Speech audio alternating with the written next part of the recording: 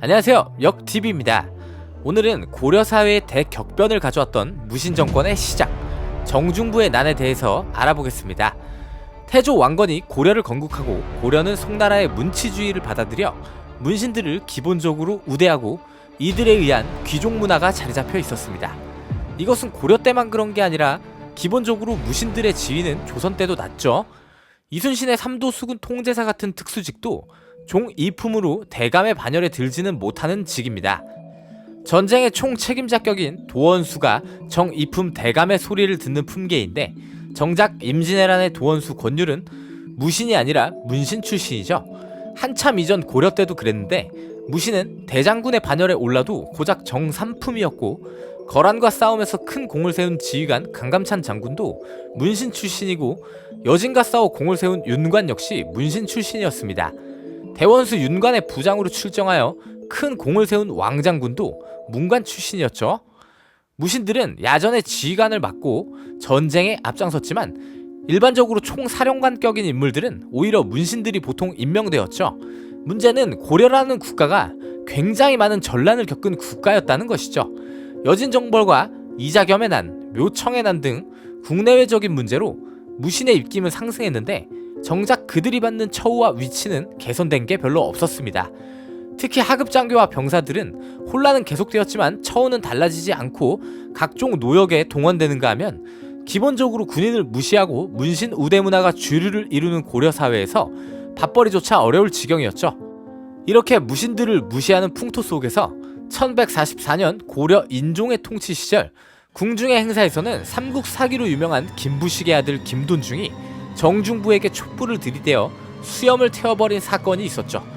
상남자 정중부는 바로 김돈중에게 어퍼컷을 날렸고, 이 사건으로 개망신을 당했던 김돈중은 커다란 권력을 가지고 있던 아버지 김부식에게 이 사실을 밝히고 정중부를 처벌하려 했지만 왕이 도와주어 정중부를 지켜주었기 때문에 위기를 넘깁니다. 김부식은 묘청의 난을 진압하는 데 가장 큰 공을 세운 사람으로 그 위세가 어마어마했습니다. 따라서 김돈중이 그렇게 아나무인격으로 설칠 수가 있었던 것이죠. 정중부의 난이 일어나는 시기는 1170년, 의종이 다스리던 시기로 거의 30년이 지나 정중부는 정삼품 대장군이 되어 있었습니다. 의종은 개경근방의 사찰로 유람을 떠났고 호위 무신들이 의종을 따랐지만 이때도 문신들의 갑질은 계속되었습니다. 고려의 국기였던 맨손 무의 겨루기 수박 경기를 왕의 명령으로 열었는데, 환갑이 넘은 대장군 이소웅이 힘들어하자 왕의 총애를 믿고 설치던 한례라는 문신이 이소웅의 뺨을 때리는 사건이 일어납니다. 정중부는 격분하여 한례를 가만두지 않으려 했지만 의종의 중재로 일단 마무리됩니다. 일단 의종이라는 사람 자체가 음주 가무를 좋아하고 노는데 빠져있던 사람이라 주변에는 간신들과 환관들이 권력에 아첨하며 국정을 마음대로 주무르고 있는 시점이었죠. 품계가 훨씬 높은 무신들도 자신보다 미친 문관이나 환관들에게 굴욕을 당하니, 이것은 사실 왕의 호위로 불려다니면서 고생하고 있었던 무신들은 머리끝까지 화가 치밀어 올랐습니다. 이때 무신들이 들고 일어난 사건을 흔히 정중부의 난 혹은 무신정변, 무신의 난이라고들 하는데, 정중부는 당시 군부 전체를 대표할 만한 인물이고 이 사건의 얼굴마담이었을 뿐 실제 거사를 계획하고 주도한 것은 바로 이후 무신정권의 지배자 이의방과 이고라는 무신이었습니다. 문제는 이 행렬에는 대장군 정중부와 과거 정중부에게 개망신을 줬던 김돈중도 같이 있었다는 것이죠. 이의방과 이고는 정중부에게 거사를 제안하고 정중부는 이를 수락합니다. 무신들은 원래의 목적지인 사찰 보현원에 도착하는 즉시 거사를 실행하기로 하고, 보현원에서 왕을 따르는 일부 호위병과 문신, 환관들을 제거합니다. 당연히 김부식의 아들 김돈중도 잔인하게 살해당했죠. 여담으로 김부식 역시 무덤에서 꺼내져 난도질을 당합니다. 또한 이들은 개경으로 돌격하여 그곳에서 호응하는 무신들과 함께 고려 전체를 장악합니다. 거사가 성공하고 얼마 되지 않아 의종은 폐위되어 귀양을 떠나고 의종의 동생을 즉위시키니 그가 바로 명종입니다. 그러나 명종은 말하자면 꼭두각시고 이후 100년 동안 이어지는 무신정권이 탄생하게 되는 것이죠. 우선 무신들이 국가를 장악하면서 당시 고려는 큰 문제점이 있었습니다. 일부의 문벌 귀족들이 모든 부를 독점하고 권력의 중심에서 단순히 군림한 것이 아니라 많은 사례에서 보듯 무신들을 무시하고 그들의 생계조차 제대로 챙겨주지 않았죠. 과거 송나라가 멸망한 것은 문치주의의 영향이 큰데 문치주의 정치에서는 당연히 무인이 천시를 받을 수밖에 없습니다. 송나라는 북방이 위험해지자 돈을 풀어 이를 해결하고자 했지만 문치주의로 관료가 너무 많아 지출이 심했고 오랜 시간 동안 보수하지 않은 군사력으로는 큰 어려움을 겪을 수밖에 없었죠. 뒤늦게 왕한석이 균수법, 보가법, 보마법 등 개혁을 추진하여 국가의 내정적인 부분과 국방적인 부분을 근본적으로 손을 보려 했지만 실패했죠. 칼을 쥔 자들이 불만을 품으면 항상 문제가 일어나는 법입니다. 오랜 시간 불만을 품어왔던 무신들은 광기에 차 문신들을 깡그리 살해합니다. 의종이 총애하던 환관들도 모조리 다 죽였죠. 중요한 점은 무신들은 사실상 모든 것을 장악했지만 스스로 왕위에 오르지는 않았다는 것입니다. 명분상 고려를 무너뜨릴 수가 없었죠. 예를 들어 묘청의 난이나 이자겸의 난은 아예 고려라는 국가 자체를 없애고 자신이 왕이 되고자 했던 반란이었습니다. 그러나 무신 정권은 고려라는 간판을 유지합니다. 누구든 스스로 왕이 될 명분이 없었기 때문이죠. 그렇게 했을 시 다른 강력한 무신에게 자신을 해할 수 있는 명분을 주게 될지도 모른다는 불안이 있었던 거죠. 실제로 이방의 명령으로 의종을 죽인 이민이 훗날 집권했을 때 최충원이 이민을 제거하면서 말한 명분도 왕을 살해했다는 죄였습니다. 무신 정권은 이 정중부의 난을 계기로 쭉 이어지지만 무신들의 정치적인 한계와 힘으로 누르는 방식 때문에 여러 차례 집권자가 바뀌었고 고려는 큰 혼란을 겪었습니다. 실제로 무신 정권의 집권자들이라 할 수 있는 이고, 이방, 정중부, 이민 등이 비참한 최후를 맞이했죠. 최충원의 최씨 정권에 이르러서야 권력이 어느 정도 안정됐지만 무신 정권의 한계는 명백했습니다.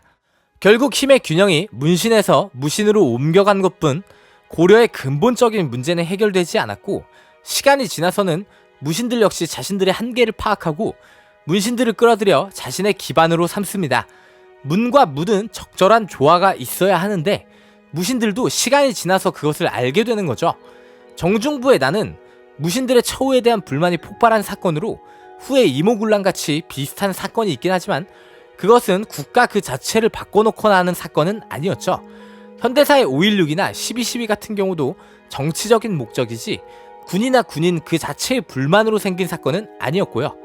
이 정중부라는 인물 그리고 정중부의 난이라는 사건은 실제로 군인들이 불만을 가지고 들고 일어나 나라를 장악하는 데 성공한 사건이기에 많은 분야에서 직접적인 예로 거론됩니다. 또한 정중부의 개인적인 원한도 이야기거리죠. 비교적 최근 사건인 한강 몸통 사건의 장대호는 흉악범이 양아치를 죽인 사건이라며 난 전혀 미안하지 않다고 말했는데 그러면서 정중부의 고사를 말했죠. 정중부의 수염을 김돈중이 촛불로 태워 굴욕을 당한 사건을 말하며 누군가는 장난이었겠지만 누군가에게 사람을 죽일 만한 원한이라며 말했는데 개인적으로 저 역시 역사를 다루는 사람으로서 정말 놀랐습니다. 설마하니 거기서 정중부가 나올 줄은 정말 몰랐죠. 정중부는 실제로 원한을 잊지 않고 있다가 거진 30년 가까이 세월이 지난 후 복수를 하죠. 중국에서도 춘추 전국시대의 진문공이 고달픈 시절에 떠돌이 생활을 하다가 지나가던 농부들에게 밥을 좀 나눠달라 했지만 흙을 퍼서주며 조롱을 한 일을 잊지 않고 그가 훗날 중원의 패자가 되면서 자신을 놀렸던 그 지역을 쑥대밭으로 만든 사례가 있죠. 군자의 복수는 10년이 지나도 늦지 않다는 말이 있는데 정중부의 복수와 비슷한 사례라고 하겠습니다.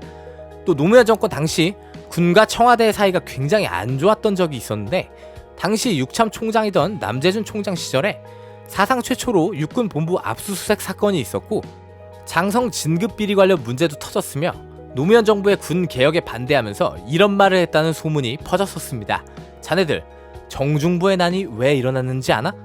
이 엄청난 발언의 파장에 물론 남재준 총장은 사실 무근이라 했지만 당시 이런 소문이 파다하게 퍼졌던 것은 사실입니다. 유명한 군사평론가 김종대 씨도 이 소문을 언급했었죠. 남재준 총장의 임기를 못 채우고 자진 사임했지만 사실은 이것 때문에 잘린 것이라는 소문이 돌기까지 했었습니다. 이게 사실이라면 김영삼 때만 이런 말을 했어도 이게 목숨이 위험할 수도 있는 발언이죠. 노무현 정부가 군을 무시한다는 불만으로 정부를 디스한 거라는 풍문이었죠. 정중부의 난은 핵심 무신들이 전부 들고 일어난 사건이고 군인을 무시했기 때문에 일어난 대표적인 사건으로 기록되어 있습니다. 동서고금을 막론하고 역사적으로 군이라는 집단은 너무 배고파도 너무 배불러도 문제를 일으킵니다. 이들은 국가의 합법적인 무력을 관장하기 때문입니다. 민주사회에서는 군이 아니더라도 모든 부서와 집단의 문민 통제를 기본 원칙으로 하고 있죠. 정중부 본인도 이 무신들의 권력 다툼에서 1인자에 올라서기도 하지만 결국 비참한 최후를 맞이하게 됩니다. 이 사건은 고려의 판도를 바꿔놓는 중요한 사건입니다. 이 사건의 정말 중요한 교훈은 국가의 세력과 힘의 균형이 적절한 선을 찾지 못하면 어떠한 일이 발생했는지를 보여주는 역사적인 사건이라고 생각합니다. 그리고 이후 무신정권이 정확하게 100년이 유지되었다는 점도 우연치고는 좀 재밌는 부분이죠. 또한 펜을 제압했던 것은 칼이라는 것, 또 그 칼을 계속 휘두르기 위해 펜의 중요성을 칼도 알아가고 펜을 포섭하는 이런 역사는 많은 것을 생각하게 합니다. 고려 무신정권의 시작을 알린 바로 그 사건, 정중부의 난 편이었습니다. 감사합니다.